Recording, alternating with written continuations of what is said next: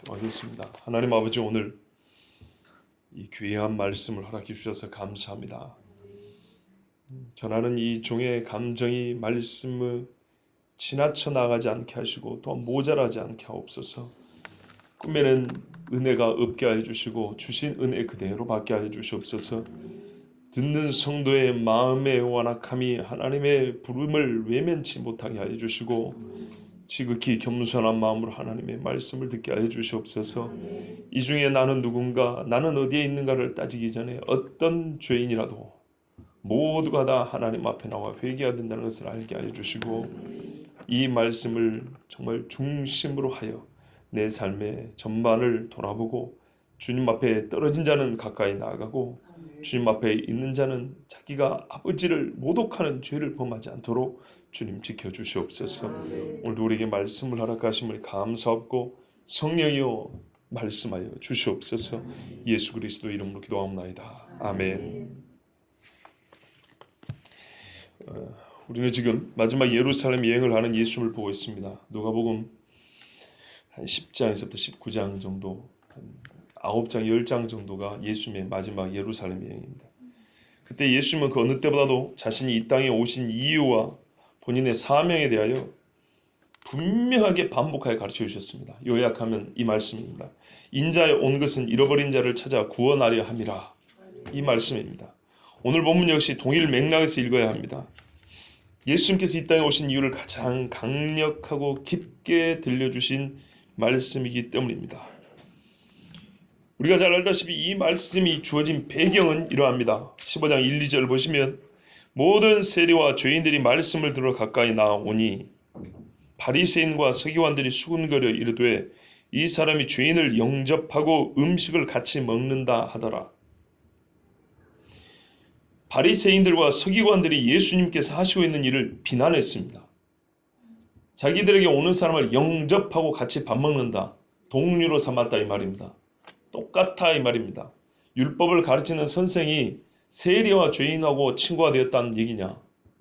적어도 선생이라면 이놈들을 가릴 정도는 돼야지. 그렇다면 여러분, 이 비유에 주신 목적이 뭐겠습니까? 예수님이 하시는 일의 정당함을 드러내고 예수님 자신이 옳다라고 말씀하기 위해서입니다. 이해가 안 되십니까? 예전에 들어서 여러분 일단 처음부터 보자고요. 봐보세요. 이 사람들이 지금 누구를 욕하고 있죠? 예수님 욕하고 있다고요. 당신이 할 짓이 아니다 이 말이 이거는. 거기에 대하여 예수님이 비유를 들었기 때문에 예수님은 너희가 내가 하는 짓을 뭐라고 하는데 뭐라 할 일이 아니고 나는 매우 정당한 일을 하고 있다. 당연한 일을 하고 있다. 마지막에 예수님이 이 비유 끝머리에서 우리가 이 아들로 인하여 기뻐하고 즐거워하는 것이 마땅한 것처럼 나는 마땅한 일을 하고 있다. 자기의 정당함을 주장하는 겁니다. 주장이라는 말을 써서 너무 딱딱히 듣지 마십시오. 말의 성격을 얘기하는 겁니다. 목적이 얘기하는 거예요. 동시에 예수님께 나온 자들, 이 자들도 옳다. 욕할 필요가 없는 겁니다. 그들이 욕을 얻어먹고 내가 욕을 얻어먹고 그럴 사람이라고 생각하는데 나는 욕 얻어먹을지 한 게 아니고 이들도 전혀 너희들에게 비난이나 책망을 받거나 정죄받을 사람들이 아니다. 라는 것을 예수님이 이 비유를 통해서 말씀하시는 겁니다. 뭔가 좀 부족하죠? 예, 그것만은 아닙니다. 그것만은 아니에요. 그러나 이렇게 시작됐다는 얘기입니다. 이 비유의 배경을 놓치지 말한 얘기입니다.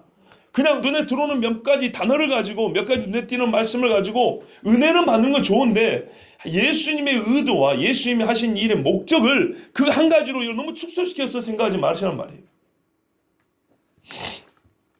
저는 개인적 은혜를 나누는 시간이 아니라 하나님의 말씀을 전하는 시간이기 때문에 나 혼자 개인의 은혜 받는 것은 다른 말씀 읽을 필요 없어요. 나는 딱 이 한마디면 눈물이 나요. 아버지여 내가 하늘과 아버지께 죄를 지었사오니 지금부터는 아버지 아들의 일컬음을 받지 못하고 다만 품고 내 하나로만 여겨주소서. 나는 이 한마디면 일주일 내내 하나님 앞에 울며 기도할 수 있어요. 근데 나는 이 한마디를 전하러 온 게 아니고 이 15장에 있는 예수님이 주신 소위 탕자의 비유라는 11절부터 32절의 말씀을 여러분이 전하려고 하는 거예요. 그러면 예수님이 비난받은 이유와 그와 함께 비난받는 자들이 누군지를 살펴보는 일이 먼저 있어야 되겠죠. 예. 모든 세리와 죄인들, 예전에 들은 적이 있습니다. 세리들은 소위 로마의 세금업에 종사하는 사람입니다. 세금업, 조세업이라고 할까요? 우리가 어디 가면 건축을 한다거나 아니면은 우리 섬에 가면은 배에 이렇게 그 표 끊어주는 거 있죠. 그때 입찰을 합니다. 최고가를 써준 사람에게 그걸 줍니다. 로마 사람들이 그 넓은 땅덩어리에 세금 거두기가 보통 어려운 게 아니에요. 그래서 그 지역을 빠삭하는 사람. 로마 사람이 아무리 잘 알아야 해도 그 집에 숟가락이 몇 개인지 알아야지. 그런데 그 동네 유지한테 맡기면 다 알아요. 입찰금을 제일 많이 써낸 사람한테 줍니다. 세금을 거둘 수 있도록. 예를 들어서 이 동네에서 로마가 10억을 거둬야 되는데 내가 11억을 거둬주겠다. 이렇게 써내면 그 사람한테 세금 거둘 권한을 줍니다. 그리고 먼저 선불로 11억을 받습니다. 그 사람한테. 그럼 로마는 엄청 이익이죠. 단방에 세금 들어오지, 조사할 필요도 없지, 수고할 필요도 없지. 그렇게 합니다. 그러면 여기서 입찰된 사람 어떻게 해요? 11억 냈죠. 그러면 자기 백성들, 자기 민족 어떻게 하겠습니까? 11억만 거둬도 되겠습니까? 10한 3억, 4억은 거둬야 그래도 뭐가 좀 남는 거죠. 이렇게 한 거예요. 그러니까 세일이라는 말은 세금업에 종사한다는 뜻을 넘어서서 죄인 중에 죄인이다 이런 말입니다. 매국노, 원수란 뜻이에요. 원수. 삭개오가 왜 죄인이라고 취급받는지 아시겠죠?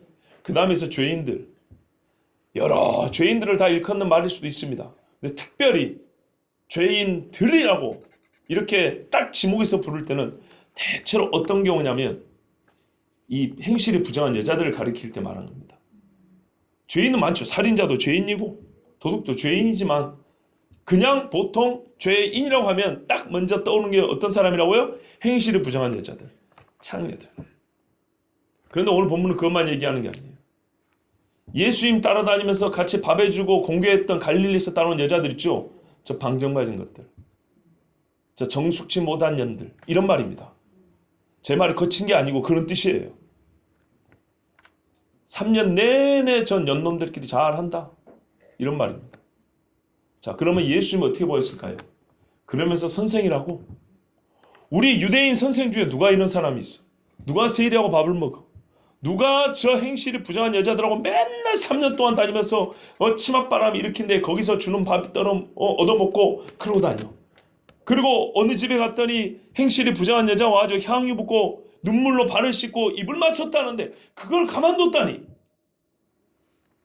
그런데 오늘도 역시나 세리와 죄인들이라는 인간들이 예수님 앞에 온 거예요. 근데 예수님이 어서 오라고 영접을 하고 그들과 같이 밥을 먹는 거예요.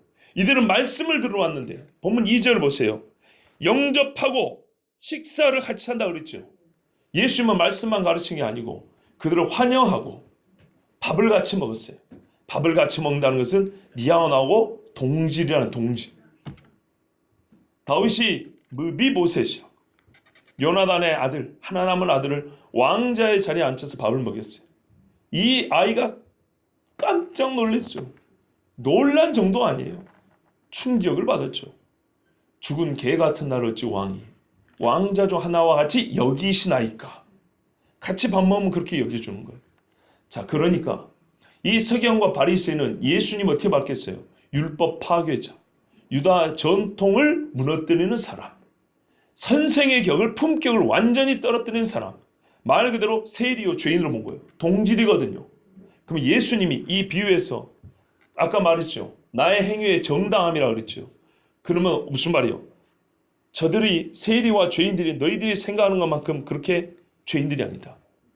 두 번째, 나 역시 너희들이 생각하는 것 같이 그렇게 죄인이 아니다. 거꾸로 나를 보고 죄인이라고 말하는 너희가 죄인이다. 이렇게 말씀을 하시고 싶겠죠. 그렇죠? 다른 때 같으면 이렇게 대놓고 얘기를 합니다. 그런데 오늘은 비유로 말씀하셨어요. 같은 목적인데 목적은 알았어요. 근데 이거를 비유로 말씀하셨어요. 비유로 말씀하시면 사람들이 비유로 말하면 객관적으로 듣습니다. 좀 마음을 열고 듣습니다. 그러다 마지막에 탁 올무로 잡아채듯이 그 양심을 잡아챌 수 있습니다. 멀리 듣게 하면서 객관적으로 보게 한 다음에 순식간에 이게 내 이야기구나, 이렇게 듣게 하는 방법이 비유 방법입니다. 또한 하나는 감추기 위해서입니다. 미안하지만 서기관과 바리새인은 예수님이 감추고 싶은 비밀이 있어요. 이 두 가지가 오늘 우리 본문에서 꼭 읽어내야 되는 것인데 이 감추어진 비밀에 대해서는 오늘 전하지 않냐고 주일날 전합니다. 오늘은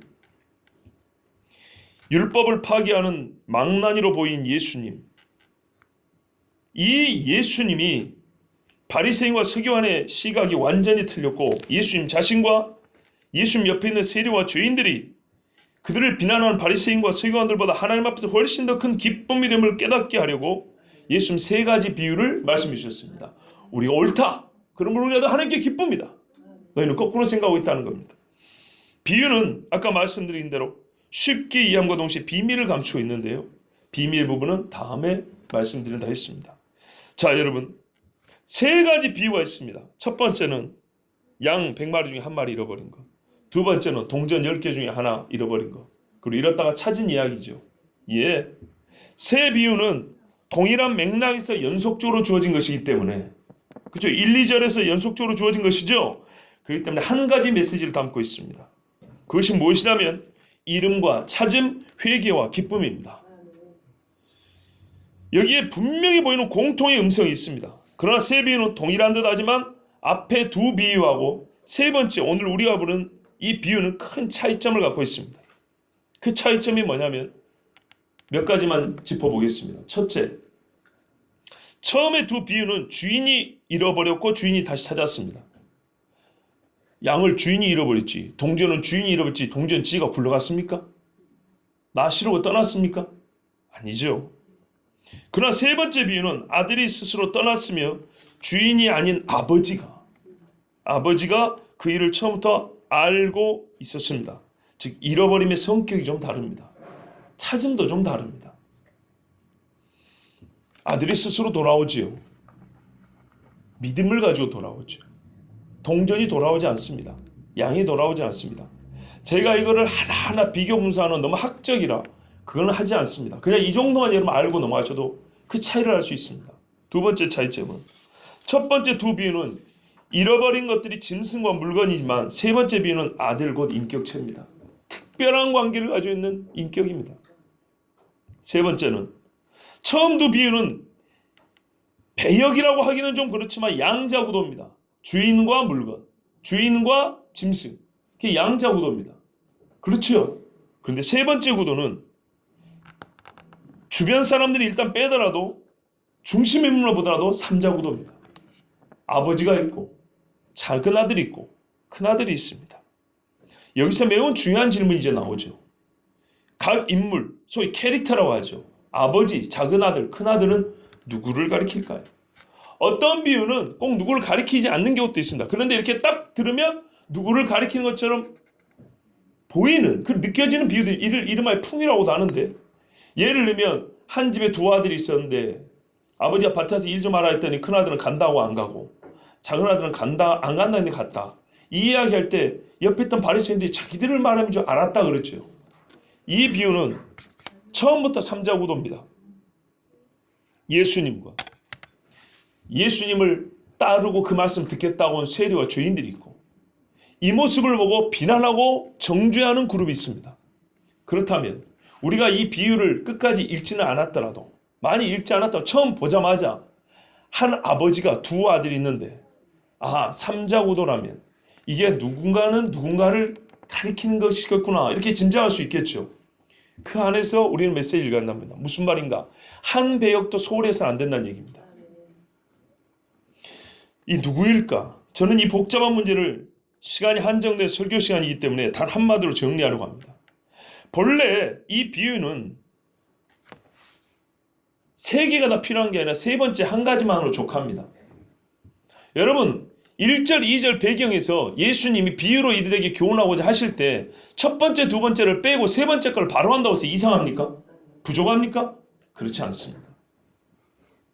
세 번째 비유야말로 실제 이름과 찾음이 의미하는 회개 기쁨의 실제를 보여줍니다. 왜? 실제로 인격체가 와서 회개하고 아버지가 기뻐하는 진짜 아버지가 죄인들을 기뻐하는 그 실제 일을 보여주는 이야기 아니겠습니까? 앞에 그 두 개는 솔직히 굳이 필요가 없습니다. 처음 두 비유는 세 번째 비유가 말하는 바에 부분적 의미를 담고 있습니다. 부분적입니다. 실제로 하늘에 계신 아버지는 동전을 찾는 분이 아닙니다. 실제로 하나님에 계신 아버지는 양으로 비유되는 사람을 찾지 양 자체를 찾는 하나님이 아닙니다. 이해가 되시지요? 사람들은 말하기를 드라크마 10개, 신부가 그 혼숙감으로 이 10개를 완성하는데 하나님께서 완성이 안 돼서 이런 식으로 읽으라고 뚱딴지 같은 소리 합니다. 무슨 말이냐? 세 개가 하나의 맥락인데 각기 다른 초점을 잡고 읽는단 말이에요. 예를 들면 첫 번째는 이름과 찾음이고, 두 번째는 완성이고, 세 번째는 교회 안에 새신자와 기신자의 문제이고, 이런 바보같이 읽는단 말이에요. 무슨 말씀인지 아시겠어요? 동일한 배경과 맥락에서 세 비유가 연속적으로 주어진 거예요. 같은 말을 세 번 반복한 거예요. 근데 세 번째만으로 족한데 한 번에 세 번째 비유, 즉 이 우리가 읽은 탕자 비유를 첫 번에 바로 말해버리면 이 인간들이 어떻게 할까요? 듣지도 않을 가능성이 큽니다. 그래서 앞에 서서히 마음을 여는 게 아니라 그들이 들을 준비를 하게 합니다. 적어도 이 앞에 두 가지는 인정하지 그 말이에요. 그럼 동일 맥락에서 세 번째도 너희가 인정해야 하리라. 앞에 거를 부정한 사람이 어디 있어요? 예수님이 안식일날 손 마른 데를 고쳐줬어요. 너희가 짐승이 아프거나 웅덩이에 빠지면 안시라도 고쳐주지.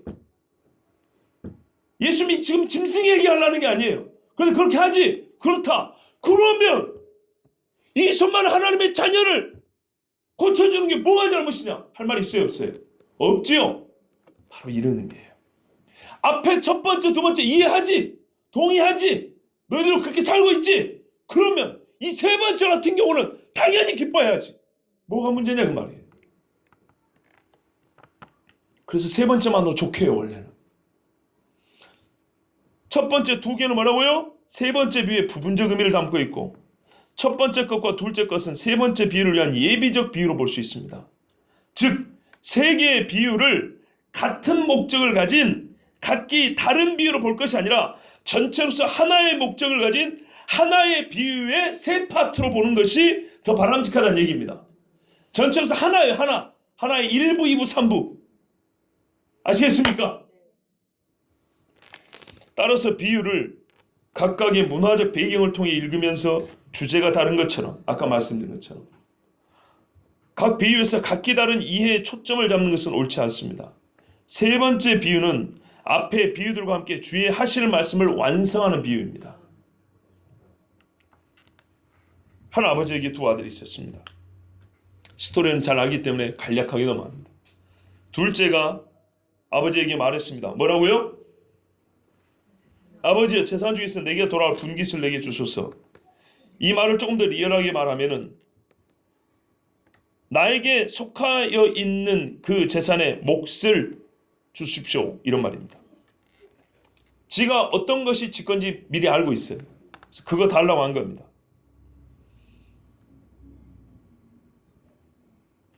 이 말이 어떤 뜻인지 아시죠? 살아있는 아버지에게 재산 달라는 얘기는 죽었다는 얘기입니다. 자고로 유산은 죽은 다음에 받는 건데 죽을 때쯤 미리 나눠주거나 즉 죽음과 연관된 게 유산입니다. 그런데 이 아들이 미리 달라는 것은 정말 나는 솔직히 아버지 죽었으면 좋겠어요. 살아있는 분 죽으라 소리는 못하겠고 재산을 빨리 주시오 이런 말입니다. 자, 이게 동네에 소문 났을까 안 났을까요? 났겠죠. 아버지가 창피할까요 안 창피할까요? 이 집을 뭐라고 말할까요? 이름하여 콩가루 집안이라고 그러겠죠. 뼈대 없는 집안이라고 그러겠죠. 자, 그래서 아들이 어떻게 했다고요? 나눠 받았죠.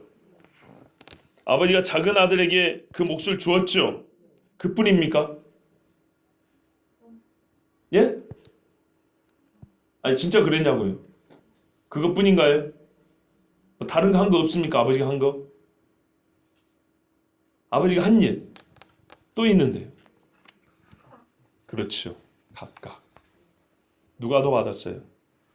누가 또 받았어요 이 재산을? 큰아들도 받았어요. 큰아들은 따블입니다. 세 등분 나누고 큰아들 2개 먹고 작은아들 하나 먹은 겁니다. 이걸 놓치니까 비유의 초점을 못 맞추는 거예요. 큰아들도 2개 받았어요. 아주 나쁜 자식입니다. 살아있는 아버지 죽은 걸로 말할 때 큰아들은 어때요? 아버지 대신입니다. 제가 큰아들이라서 알아요. 요즘 시대도 큰아들은요.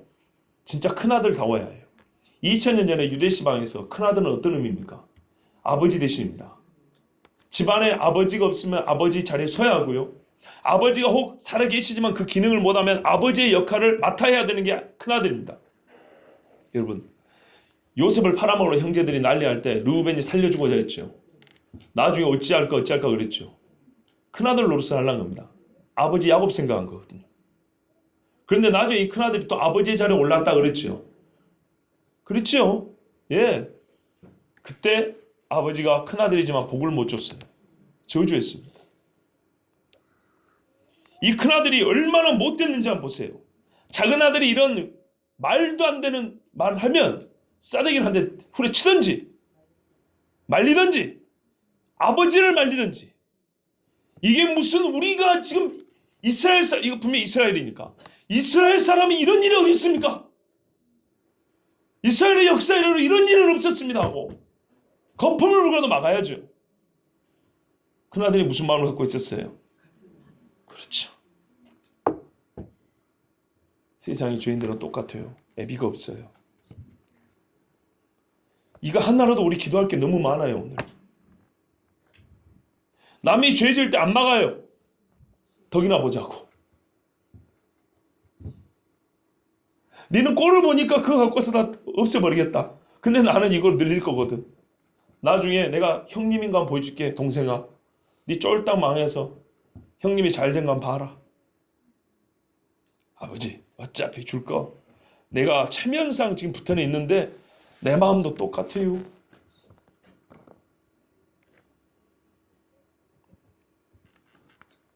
뒤에 가서 아버지가 큰아들에게 하는 말씀을 들어보면 얼마나 아버지가 이 큰아들에게 큰 사랑을 베푼지 알 수가 있어요. 이거를 놓치니까 이상한 얘기들이 나오는 거예요. 뭐 교회 기신자가 어쩌고 이런 소리 나오는 거예요. 며칠이 안 됐습니다.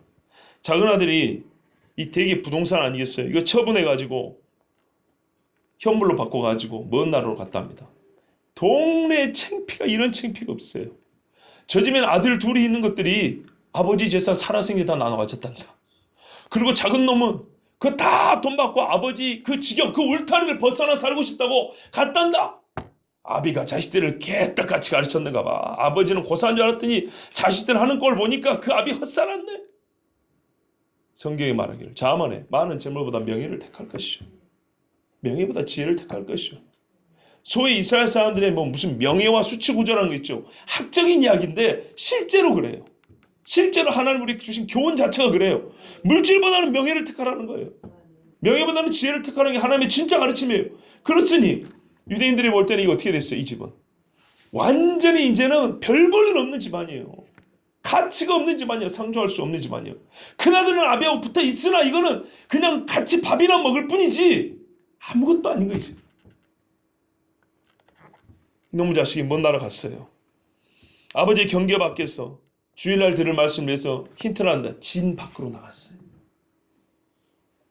허랑방탕하게 재산을 다 낭비했습니다. 악을 위하여 부정한 곳을 찾았고 그곳에서 부정한 짓에 재산을 다 써버렸습니다. 이 자식이 몸이 어떻게 됐습니까?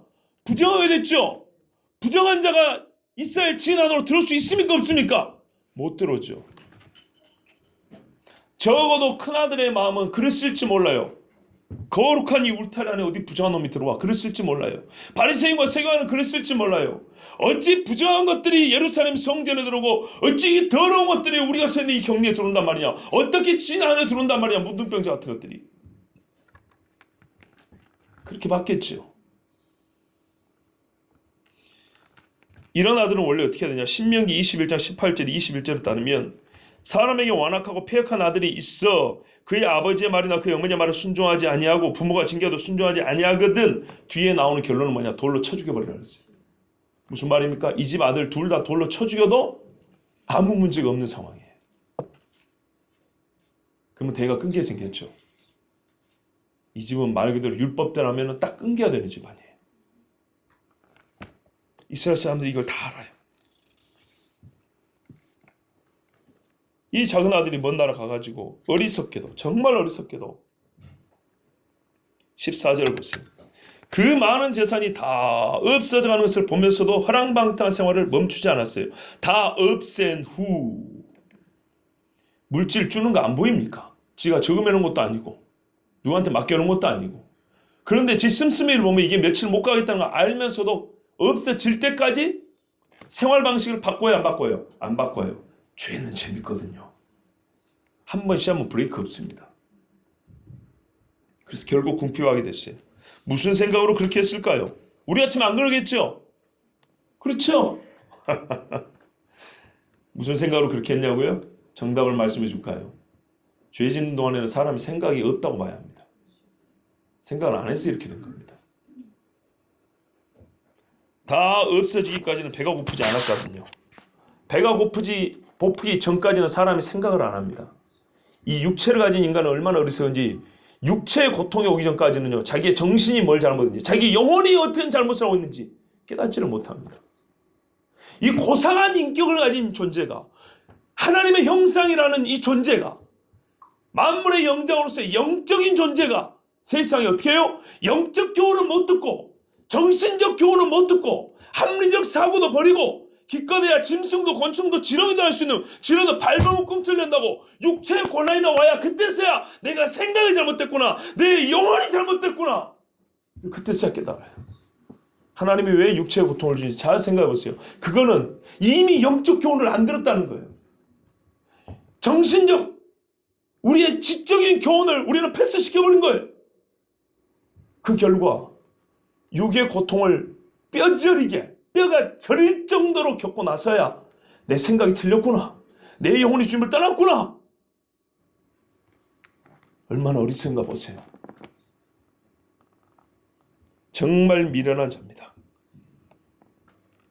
세상에 정말 이렇게 미련할 수 없어요. 최상의 분별력과 판단 능력이 주어진 존재가 인간이에요. 그런데도 가장 저급한 지경에 떨어질 때야 저급한 자극에 의해 고상한 능력을 사용하기 시작합니다. 저급한 육체를 우습게 본다는 얘기 아니에요. 예? 그 전에 충분히 영적인 깨달음이 있을 수 있는데 이 육으로 밟아 꼼틀 낼 때야 그때서야 영적인 능력을 발휘하기 시작한다. 이걸 사용하기 시작한다고요. 얼마나 바보 같냐고요. 대포가 있을 때 대포를 쏴야죠. 저물에서 적을 멸하지. 대포가 있는데도 어쩔 줄 모르고 육박전 하다가 아이고 대포가 있었지. 그때서야 대포 쏘면 어떻게 되냐 이 말이에요. 하나님은 그렇게 살을 하지 않았어요. 절대로. 본문은 작은 아들이 재물을 낭비한 후에 강력한 기근이 그 지방을 휩쓸었다고 합니다. 우리 번역은 너무 짧게 돼 있어요. 좀 긴 번역이 이렇게 돼 있어요. 원문 직역을 한번 해보면 마침내 그의 모든 것들을 낭비한 후 거기 그 지방에 두루 강력한 기근이 그것이 바로 그 기근이 일어나니 그러므로 그가 궁핍하기 시작하니라. 궁핍하기 시작하니라. 이제 배가 고팠어요. 돈이 없어서도 배가 고팠겠지만 그나마 있는 인심마저도 기대할 수 없는 상황이 닥친 겁니다. 창피하기 그지없는 거 이제. 허랑방태 쓸 때는 언제고. 설마 돈이 떨어져도 낭비가 가능한 그 땅입니다. 돈을 낭비할 수 있는 땅이라면 나는 돈이 떨어져도 혹 누군가 나를 좀 먹일 사람이 있지 않겠나? 이렇게 예상했겠죠. 사람들은 생각합니다. 이것이 없어도 저것이 있으리라고 생각하고 저것이 떠나도 그것은 남아있어 괜찮을 것이라고 생각합니다. 저는 단도직입적으로 말합니다. 예수님의 비유에서는 우리가 쉽게 알아채지 못하는 매우 중요한 사실이 있는데 그것은 모든 재앙은 아버지를 떠나려고 생각한 때부터 시작했다는 것입니다. 아버지를 떠난 이후부터 지금까지 좋아진 거 있습니까? 하나도 없지요. 예, 하나가 떠나면 그 다음에 남아있다고 생각하는 이 생각이 바보 같다는 얘기입니다. 결국에는 다 없어집니다. 순서가 있을 뿐입니다. 회개도 거꾸로 순서가 있는 것이지. 죄와 망함도 순서가 있는 것인데 우리는 하나가 망하면 둘이 남았으니까 둘이 망하면 아직 세 번째 남았으니까 이건 바보 같은 시간 문제라는 거예요. 그거는. 아버지를 떠난 일은 돈을 사용하여 육신의 정욕대로 살려는 마음에서부터 시작이 됐기 때문에 그 마음부터 이미 망한 것에 진배 없습니다. 아버지를 떠나면 그 어떤 일도 옳게 되지도 않고 좋게 되지도 않습니다. 그래서 이 사람이 아버지를 떠난 자가 스스로 종이 되겠다 했답니다. 자유를 얻겠다고 아버지가 자유롭게 나왔는데 세상에 이방 사람의 품꾼이 되겠다고 들어갔습니다. 자기가 가진 노동력으로 먹게 살겠다고 들어간 겁니다. 적어도 체면체면을 할 수 있는 일을 맡아서 먹고 살려 한 겁니다. 그러지 않았겠습니까? 그런데 체면은 무슨요? 돼지 치는 일이 맡겨졌습니다. 처음에 밥 몇 개 주다가 이제 일 좀 해야지. 근데 귀찮은 거예요. 들로 나가 돼지치라고 했어요. 돼지는 항상 들에 치는 거 아닙니다. 물론 들에서 치죠. 들에서도 치긴 합니다. 거라사집하면 들에 치는 돼지 2,000마리 있잖아요. 들에서 치기도 하는데 양과 소보다는 좀 다르죠. 가장 차는 것. 유대인이 지금 예수님이 지금 유대적 배경에서 말씀하기 때문에 유대인에게 돼지는 어떤 의미인지 아시죠? 싫으면 나가고 나도 귀찮으니까 빨리 없어지면 좋겠다 이런 말입니다. 이 이야기가 유대인들에게 이 바리새인과 서기관들에게 주어진 이야기인 걸 잊지 마십시오. 그들이 보기에는 아버지는 하나님이고 먼 나라와 돼지는 이방인과 부정한 짐승입니다. 그런데 아버지 아들이 이방인의 집에 종이 되었고 더구나 돼지를 치게 되었다. 이는 최악의 상황입니다. 돌아온다 해도 결코 받아줄 수 없는 지경입니다. 아까 말씀드린 집 밖에 있어야지 못 들어옵니다. 예수님이 일부러 이런 상황과 조건을 만드신 겁니다. 아시겠어요? 일부러 극단을 몰고 하는 겁니다. 회개가 얼마나 엄청난 사건인가를 보여주는 거예요. 우리가 얼마나 끔찍한 죄인이고 이 끔찍한 죄에서 회개하고 용서한다는 게 얼마나 큰 기쁨인지를 보여주는 거예요. 아버지의 아들은 돼지가 먹는 주연 열매를 입에 대려 했습니다. 돼지도 아니고 돼지가 먹는 것 스스로 부정이고 뭐고 어떻게 해요? 살고 봐야겠다는 거죠. 유대인의 정체성도 없어요. 아마 몇 개쯤은 먹었겠죠. 그런데 뭐라 그럽니까? 사람들이 그걸 주고 싶지도 않아서 못 먹겠다 그럽니다. 그렇죠? 배고픈 사람 환자하고 달라들었을 건데 못 먹었다는 얘기는 억지로 못 먹게 뺏었다는 얘기지 뭐겠어요. 여러분 돼지가 입에 댔던 것일지도 몰라요. 돼지가 사람처럼 하나 집어서 먹는 게 아니라 주둥이로 막 그렇게 막 움직이면서 먹으니까 돼지 주둥이에 오물이 묻었을지도 몰라요. 상관없다는 거예요. 어느 지경까지 비참해지는 거 보세요. 돼지에게는 진주 목걸이를 주지 마라 그랬죠. 이 지경이 된 겁니다. 엄밀히 말하면 돼지가 먹는 주염 열매도 아닙니다. 주염 열매 껍질이거나 꼬투리들입니다. 본문은 원래 그래요. 우리 번역 그냥 열매를 해놨는데 무슨 말이 좋아 열매죠. 여러분 강력한 기근에 그 주염 열매를 이 작은 아들이 먹고 살겠다는 거 아니에요. 사람도 먹을 수 있다는 거 아니에요. 기근에 다른 사람들이 그거 다 핥아 먹었지 그거를 돼지 먹으러 줬겠습니까?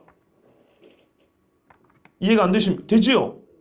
그 동네 사람도 주염 열매 다 먹어요. 지금 배가 고프니까. 그 돼지는 어떻게 해야 돼요? 껍질 먹으러 준 거예요.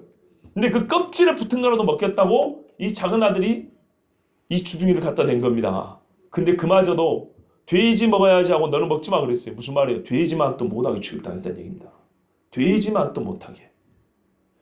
돼지 먹는 주염 열매로 그치는 게 아니라 이 사람은 너는 돼지만 또 못한 놈이야. 네가 이거 산 행실을 봤거든. 돼지도 아니야 이런 말이에요. 아버지 떠날 때 이렇게까지 갈 줄 알았을까요? 한번 떠나보세요. 용기 있으면. 어떻게 되는가?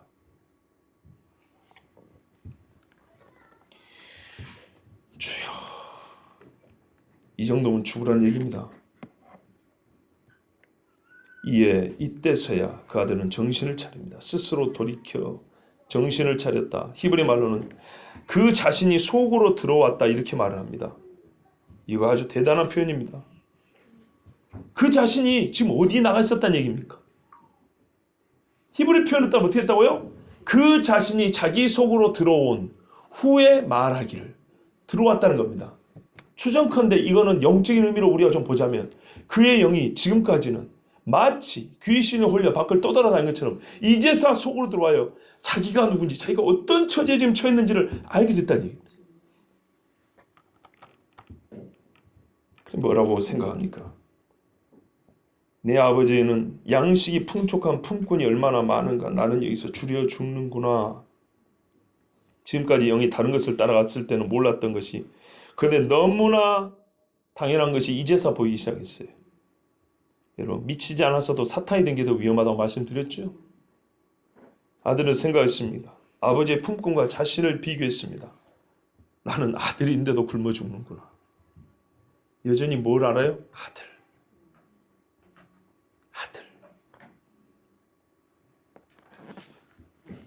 내가 일어난 후 아버지께로 갈 것이다. 작은 아들은 시급한 배고픔의 문제를 해결하려고 아버지께 돌아갈 생각을 했습니다. 죽게 된 상황에서 유일한 생존의 길은 아버지를 찾아가는 것뿐이라는 것을 깨달았습니다. 이렇게 깨닫게 되는 것은 무엇에 근거한가요? 처음부터 아버지한테 재산을 달라 할 때부터 우리 아버지는 돌로 쳐주냐고 줄 줄 알았죠. 돌아가도 적어도 품꾼으로 받아줄 줄은 아버지의 자비와 은혜를 알고는 있었어요. 어떻게 보면 이것을 비밀로 죄를 지은 놈이에요. 너희가 자유를 입었으나 그 자유로 육체의 길을 삼지 말라 했건만.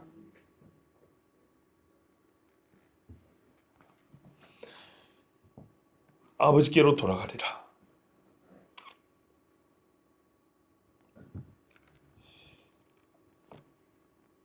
그런데 이게 얼마나 창피한 일일까요? 한번 생각해 보세요. 얼마나 창피할까요? 돌아가면. 아버지가 안 받아주면, 멍석말이 하면요. 동네 사람 돌로 던지면 어떻게 할 겁니까? 저는 그래서 여기서 아들이 굉장히 큰 믿음을 가지고 있다고 봅니다. 이 믿음이라는 것이 우리가 말하는 성경이 말하는 가지라는 어떤 본질적인 그런 믿음에는 미치지 못하지만 무언가 분명히 아버지에 대한 무언가 신뢰가 있기 때문에 가는 것이죠. 적어도 자기가 죽지는 않을 거라는 겁니다. 여러분, 돼지가 먹는 주염 열매 껍데기도 못 먹는데 이 먼 길을 가려면 목숨을 걸어야 됩니다. 차라리 그럴 것 같으면 남의 집 구걸을 하지. 그 먼 길을 마다않고 아버지께로 간다. 이 자체가 모험이죠. 그리고 아버지께 대역죄를 지어놨는데 아버지가 안 받아주면 어쩔 겁니까? 저는 이 사람이 그래서 믿음이 있다고 봅니다. 이 믿음을 칭찬하자는 정도가 아니에요. 칭찬하자는 얘기는 아니지만 적어도 그가 아버지 집을 떠나기 전에 아버지와 함께 했던 그 시절의 경험과 아버지를 아는 그 지식이 이 아들로 돌아가게 하는 유일한 이유였다는 겁니다. 생각을 해보세요. 배가 고픈 건 육체와 배가 고픈 것이지 살 길은 다른 데서 찾을 수 있어요. 그런데 궁극적으로 살 길을 내가 어디서 찾을 수 있는가? 그것은 뭐야? 다른 게 아니라 아버지를 안 지식이었어요. 그래서 아들은 아버지께 고백할 말을 준비합니다. 적어도 이건 연기가 아닙니다. 아버지, 내가 하늘과 아버지께 죄를 지었사오니. 어조의 변화를 보세요. 말의 느낌의 변화를 보세요. 있는 모습 그대로 아버지께 나아가십시오. 그러나 입에는 옛날에 있었던 그 말을 가지고 하면 안 됩니다. 우리의 마음은 옛날같이 완악하고 아버지를 죽은 자로 여기서는 절대 안 됩니다. 지금 아버지는 나를 살릴 수 있는 유일한 분입니다. 회개의 첫 번째 증거는요, 자기 삶에 대한 후회와 슬픔으로 증명되는 게 아닙니다. 회개의 첫 번째 증거는 슬픔과 후회가 아니라 아버지가 누군지에 대한 바른 인식과 고백으로 증명되는 겁니다. 그리고 아버지 앞에서 내가 누군지를 고백하는 것이 회개의 첫 번째 증거입니다. 지금부터는 아버지 아들이 이끌음을 감당하지 못하였나이다. 나를 품꾼의 하나로 보소서. 보소서 아니라 만드소서입니다. 나를 써주기라도 하십시오, 이런 말입니다. 이게 작은 아들 회개입니다. 발걸음이 나가기 전에 그의 마음이 아버지께로 돌아갔습니다. 너희가 뭐라고 성경에 마음을 찢고 내게 돌이키라 그랬죠. 성경은 회개를 동적으로 표현합니다. 우리는 회개, 기쁨 단어로 관념적으로 말하지만 성경은, 예수님은 회개와 회개했다는 기쁨을 이렇게 움직임으로 실제 사건으로 가르쳐줍니다. 말하자면 누군가 회개한다 했을 때 이와 같은 행동과 이와 같은 사건이 그에게 일어나지 않으면 회개 아니라는 얘기입니다. 회개한 자 돌아서 기쁘다고 했는데 이와 같이 아버지와 함께 기쁨이 실제로 일어나지 않는다면 우리는 회개가 뭔지 그 맛을 아직 모른다는 얘기입니다. 아버지와 함께 기뻐할 줄 모르는 사람들이.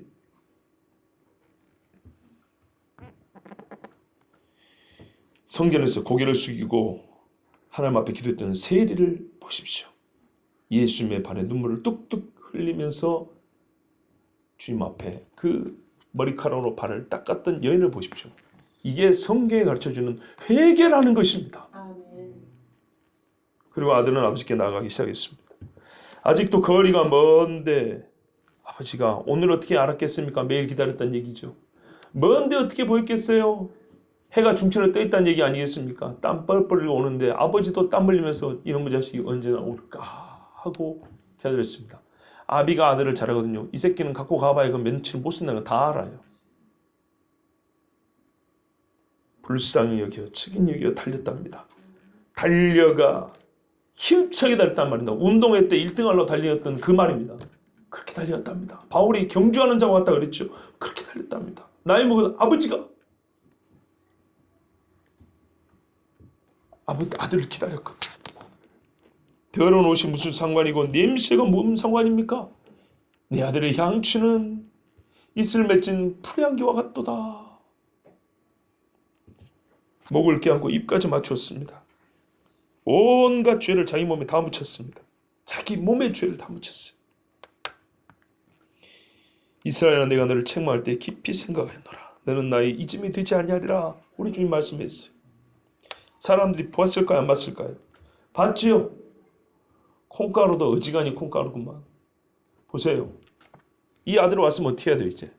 야단을 치든지 뭐라 하든지 뺨을 한 대 때리든지 침을 뱉든지 그래야 될 거 아니에요. 이 정신 나간 아버지가 두 번이나 정신 나간 짓을 하네. 아니 저 멀리까지 헉헉거리면서 갖고 그 애를 부둥키 안고 입을 맞추고 애를 붙들고 울고 난리가 아니란 말이에요. 아들이 예상은 이게 아니었어요. 자기가 생각했던 게 아니었어요. 여러분이 진실을 회개할 때 우리가 경험할 환대는 우리의 상상을 초월합니다.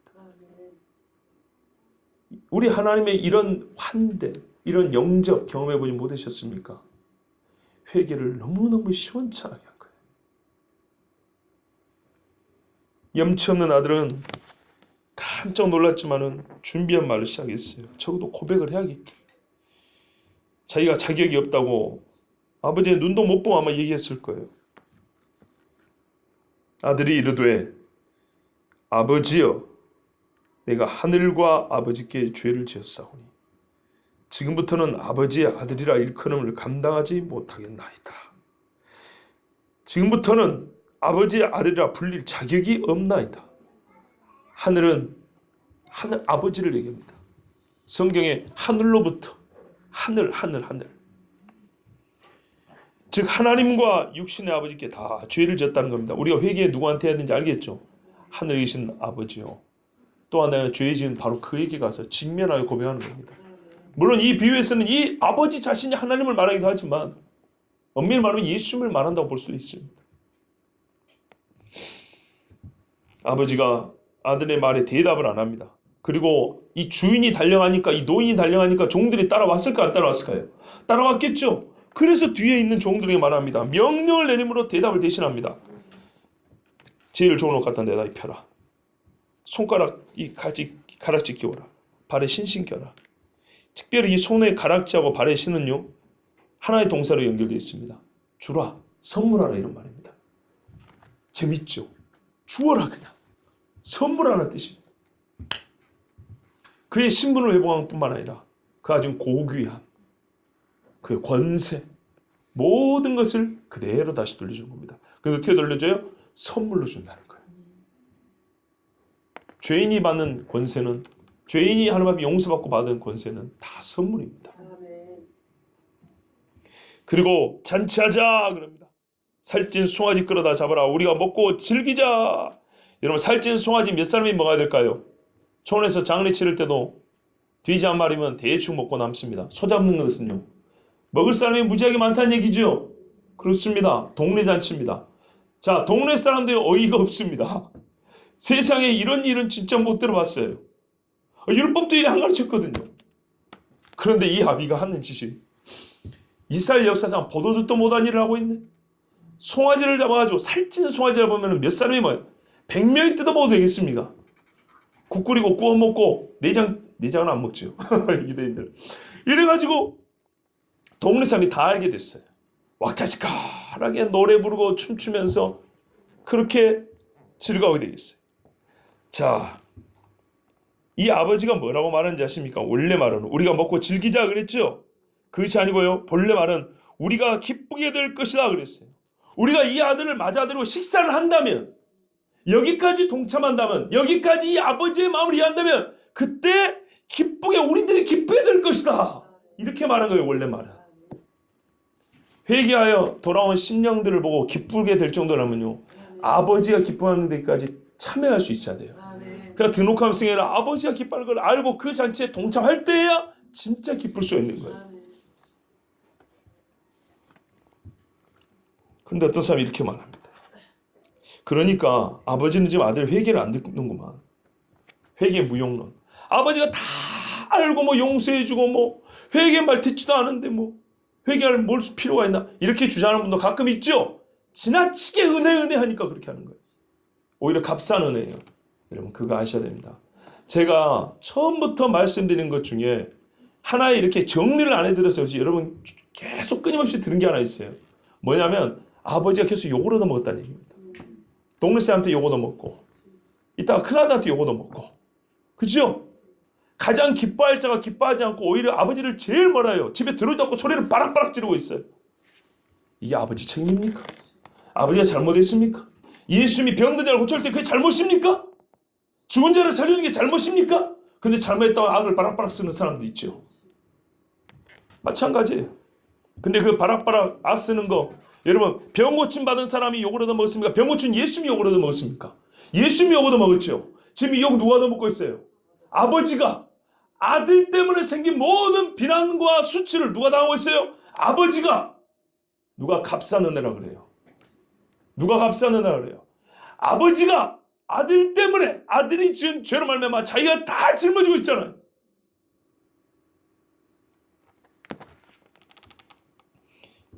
아버지가 스스로 아들의 죄짐까지 지고 있다는 걸 알아야 됩니다. 죽은 아들을 찾을 때 이만한 대가를 치르고자 하시는 것이 아버지의 마음입니다. 이렇게 말합니다. 이 내 아들은 죽었다가 다시 살아났으며 내가 잃었다가 다시 얻었노라. 잘 기억하십시오. 죽어 있다가 다시 살아났으며 죽은 일정한 기간이 있다는 얘기입니다. 잃었다가 잃어버린 어떤 기간이 있다는 얘기입니다. 다시 찾았더라. 이렇게 아버지가 얘기를 했어요. 이 사람들에게 잔치를 하자면서 어안이 본 것을 이해를 못하는 사람들에게 소를 잡아요. 주인님.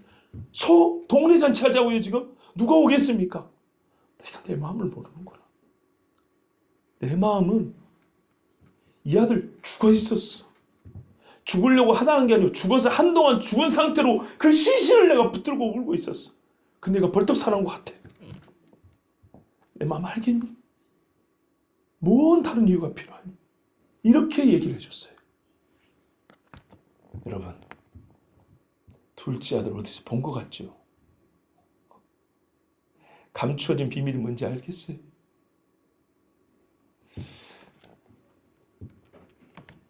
아버지가 이렇게 말을 하니까 그들이 즐거워하더라 이렇게 돼 있죠. 우리 번역은 정밀하지 않아요. 원래 이렇게 됐어요. 그들이 즐거워하기 시작하더라. 그들이 기쁘게 되기 시작하니라. 수동입니다. 그들을 자체에서는 기뻐할 마음이 없어요. 근데 아버지의 이 말이 그들을 기쁘게 하도록 마음을 움직이기 시작했어요. 기뻐지는 거예요. 아버지의 이 말이. 정말 아버지의 이 무한한 사랑이 듣는 자들에게 관념이고 상식이고 전통이고 뭐고 다 필요 없고 아버지의 이 엄청난 사랑이 그들의 마음을 하여금 기쁘지 않을 수가 없게 마음을 움직여버린 거예요. 그래서 그들의 마음이 기쁘기 시작되었다 이렇게 된 거예요. 말씀한 거예요. 그런데 한참 즐겁고 좋은데 맏아들이 밭에 있다가 왔네요. 이상합니다. 아니 동네 사람들 다 불렀는데 왜 이 아들 안 불렀을까요? 아버지가 아들을 누구보다 잘 알죠. 이 자식이 처음에 있었으면 이 잔치 시작할 수 있었을까요? 없었을까요? 없었죠. 큰아들이 없어야 미안하지만 네가 잠시 진 밖에 있어야 이 진 안에서 잔치할 수 있어야 되는 거예요. 그러고 보니까 또 어디서 본 것 같죠. 장자라고 불리는 이스라엘이 잠시 참 읽어낼 게 많죠. 감추어진 신비가 뭔지 조금씩 보이기 시작하죠. 맏아들이 밭에서 일하다가 돌아왔습니다. 엄청나게 큰 잔치인데 초대를 못 받았어요. 아버지가 일부러 안 알린 겁니다. 잔치가 성립이 되려면 큰아들이 일단 없어야 됐기 때문입니다. 왜요? 와서 한 꼴을 보세요. 이게 있었으면 가만히 있었을까? 큰아들은 이 풍악과 춤추는 소리를 듣고 평상시에 이러지 않았거든요. 우리 집 재미없는 집이에요. 우리 집 별로 사랑도 없고 봐보세요. 어떻게 재산을 나눠줬는가. 사랑도 없고 존중도 없고 인격도 뭐 예의도 없고 그런 집이었어요. 근데 우리 집답지 않게 무슨 풍악이야. 무슨 춤추는 소리가 고기 굽는 냄새가 이만큼 나냐 이 말이죠. 그러니까 이 인간이 말이죠. 짐작을 했는데 확인을 해보고 싶었어. 그래서 종을 하나 불렀어요. 이 종은 조그만 애기입니다. 철딱선이 없는 종이죠. 가장 순수하게 대답할 수 있는데 불렀어요. 이 무슨 일이냐? 말하자면 이것들이 무엇을 뜻하느냐 이런 말입니다. 지금 우리 집에서 나는 이 풍악과 이 고기 구는 냄새, 사람들 막 떠드는 소리, 나는 이런 일이 우리 집하고 어울린다고 전혀 알지 못해.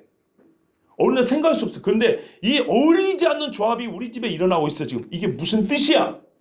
이렇게 물어봤어요. 이 철딱선 있는 종이 뭐라 그래요? 대충 둘러대지를 못해요.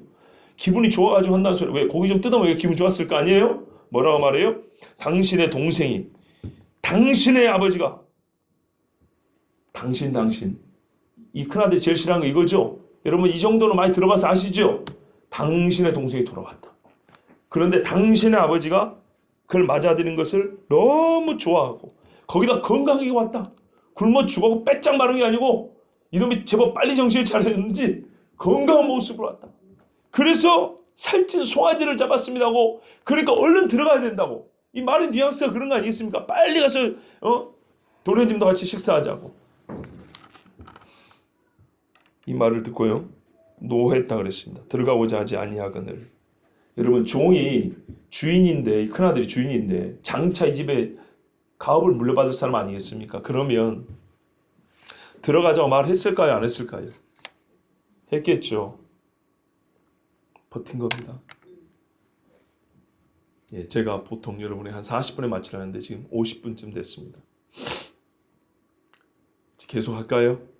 하던 거는 마무리할까요? 예.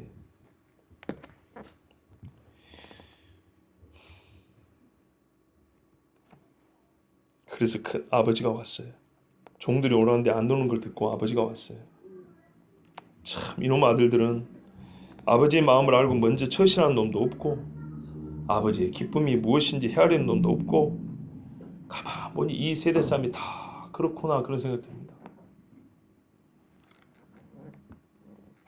아버지가 나와서 아들에게 들어오라고 권한다는 자체가 또 한 번 체면이 무너지는 일이 아닐 수가 없습니다.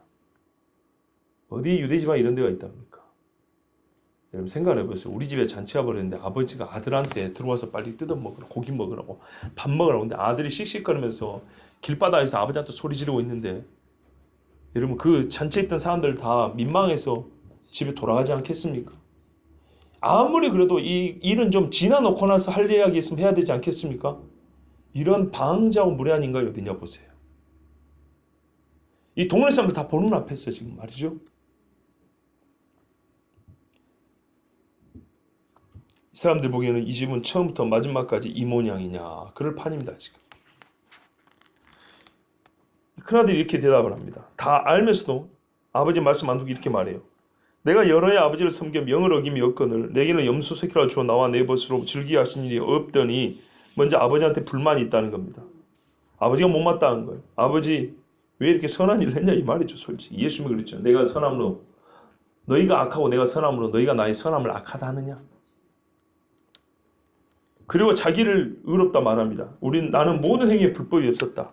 나는 할 바 다 했고 반면에 무슨 말이에요? 아버지는 할 바를 못했다는 얘기입니다. 그렇죠. 자 마태복음 강의 때도 아마 그런 이야기 했던 거 생각납니다. 이 예수님을 대지한 자들이 자기들의 진실함을 주장해서 거꾸로 예수님은 거짓말쟁이라고 주장하는 꼴이라는 말이죠. 불공평하다. 아버지는 공의롭지 못하다는 얘기입니다. 그러면서 동시에 은근히 자기 욕심을 드러냅니다. 나도 놀고 싶다 이 말입니다. 봐보세요. 내 친구들하고 같이 즐기지 못하게 해놓고 언제 못하겠어요. 솔직히 작은 아들과 같은 삶을 살고 싶지만 지금은 잠시 체면상 기다리고 있는 중입니다. 다를 게 하나도 없습니다. 이게 불만입니까? 그리고 자기 동생을 공격합니다. 아버지의 살림을 창녀들과 함께 삼켜버린 이 아들 봤습니까? 안 봤지요. 그런데 이렇게 정죄합니다. 실제 그렇더라도 제가 본 거 아니잖아요. 단지 그리고 당신의 아들이라고 합니다. 말도 안 되는 이야기죠. 보세요. 이런 말이 있습니다. 여기 헬라어 원문에 소리 지른 겁니다.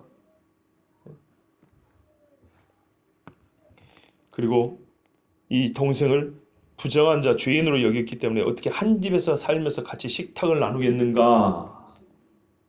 바리새인과 서기관들처럼 말을 했습니다.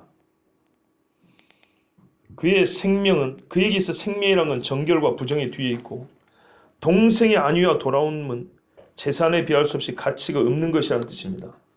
특별히 우리 번역에는 나와 있지 않지만 30절에 이 아들이 돌아옴에 이를 위하여 살찐 송아지를 잡으셨나이다 있죠. 그 중간에 즉시가 들어가야 합니다. 돌아옴에 즉시 이를 위하여 살찐 송아지를 잡으셨나이다. 아버지는 이 아들에게 정당한 죄값을 묻지도 않고 그를 받아줬다고, 그래서 지금 불평하는 얘기입니다. 지금 나한테 그때 우리 아버지가 속으로 무슨 말 할 거예요? 너한테 당하는 수모가 이 아비가 대신 무는 내 동생의 죄값이다 이놈아, 그랬을 겁니다. 무슨 말인가요? 왜 동생의 죄값을 묻지 않는다 그랬죠? 아버지가 대신 진다 그랬죠? 어떻게 대신 지고 있어요? 큰아들한테 욕 얻어먹는 거 대신 지고 있어요. 지금 작은아들하고 안 따집니다. 아버지하고 따집니다. 아버지가 왜 이야기 들어야 됩니까? 작은아들 받아준 것 때문에. 작은아들이 대값이 왔어요? 아니요. 아버지가 남도 아닌 자기 큰아들한테 이렇게 원망을 듣고 못 들을 소리 듣고 아버지로 취급을 못 받으면서 온 천하 만국에 수모를 당하고 모욕을 당하면서 그렇게 자기 작은아들 받아준 대가를 치르고 있어요. 아버지가 말합니다. 이제 이 작은아들 뿐만 아니라 큰아들도 아버지가 돌아오게 해야겠죠. 근데 작은아들은 자기가 어떤 존재인지 아는데 큰아들은 압니까 모릅니까? 모르죠. 깨우쳐 줘야겠죠. 그럼 어떻게 깨우쳐 주면 될까요? 나 같으면 너도 자식아 네 재산 갖고 갔잖아. 이렇게 말하면 찔려서 아무 소리 못 하겠죠. 근데 우리 주님은 비유를 그렇게 마무리하지 않았어요. 아버지가 이르되 너는 항상 나와 함께 있으니, 얘가 아니고 원래 아들입니다. 아들아, 너는 나보고 당신 알지만 아들아, 너는 항상 나와 함께 있으니 내 것이다 네 것이 아니냐. 같이 살고 있다는 것을 말하는 것을 넘어섭니다. 기억하시죠? 재산 나눠준 거. 맏아들은 작은아들의 재산 요구를 듣고 말리지 않았고 나무라지도 않았고 자기 욕심 그대로 다 행사했습니다. 실제로 그 속은 보면 작은아들과 아무 차이가 없습니다. 맏아들이 진정 이 시간 아버지에게 항변하려면 그때 동생을 나무라고 말렸어야 했습니다. 아버지가 당하는 수모를 대신 당할 각오를 해야 했습니다. 그러나 그는 아무 말도 하지 않고 자기 몫을 챙겼습니다. 그리고 지금 그것을 가지고 있습니다. 주변 사람의 눈을 의식해 아버지와 같이 살 뿐 재산을 늘리기에 여념이 없어서 맨날 일하러 다닙니다. 누리지 말라는 것도 아니고 이미 줬습니다. 아버지의 말씀은 이 사실을 애둘러 표현하는 것입니다.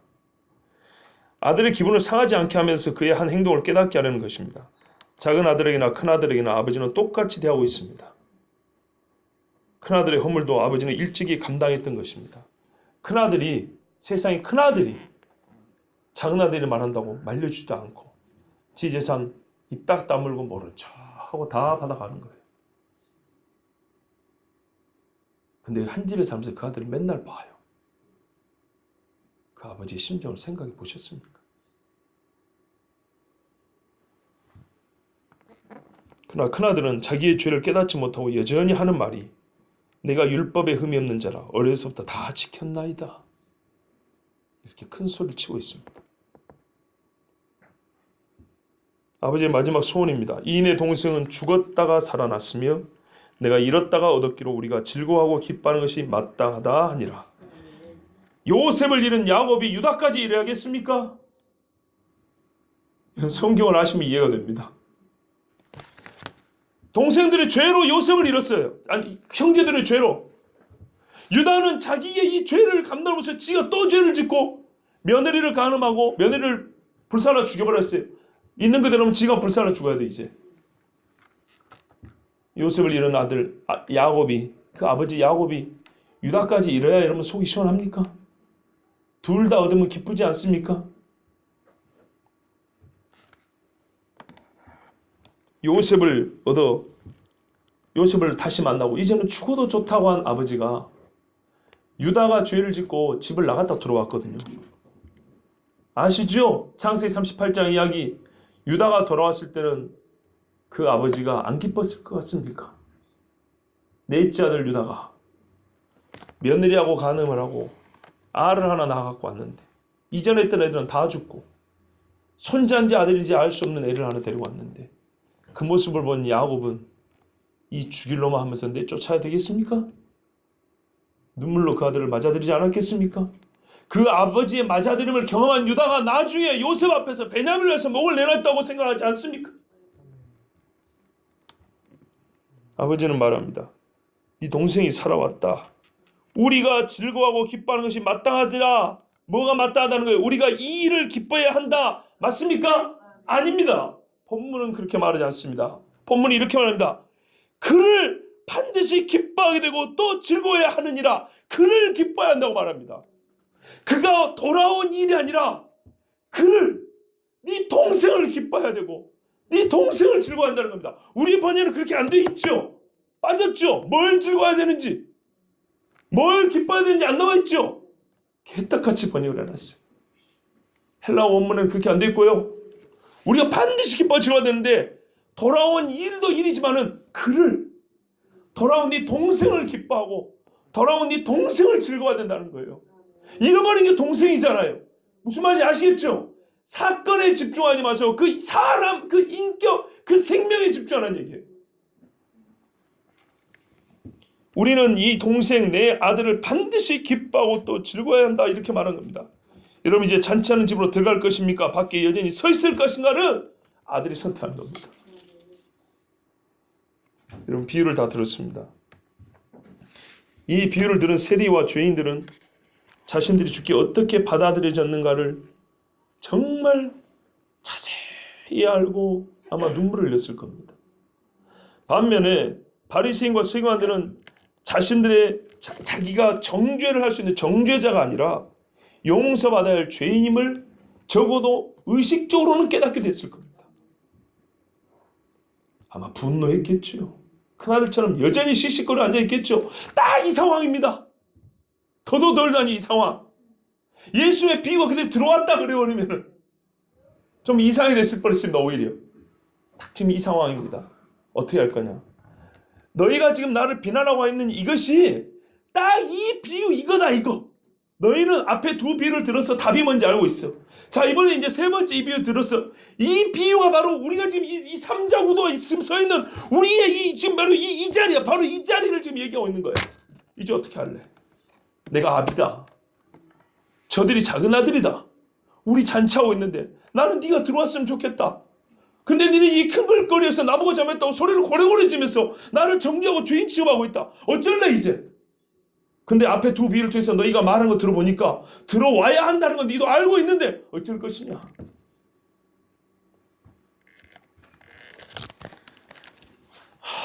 주여, 지혜 있는 자는 아버지가 너와 나 모두를 죄인이지만 용서하시고 아들의 지위를 높여주고 싶어 한다는 것을 알고 감격해 있을 겁니다.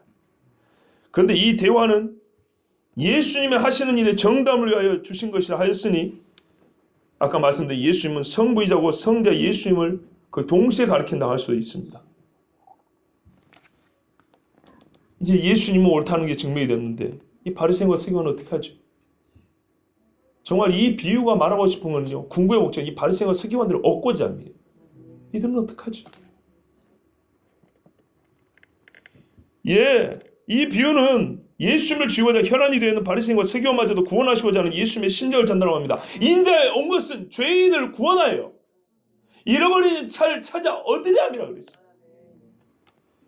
그러므로 성도 여러분, 내가 작은 아들이건 큰 아들이건 회개하십시오. 이 비유를 더 잘하게 되었다고 어디 가서 자랑하지 말고 회개할 마음이 생겼다고 고백하십시오. 회개가 무엇인지, 회개는 무엇에 대한 인정과 고백으로부터 있어야 되는지 그걸 실천하십시오.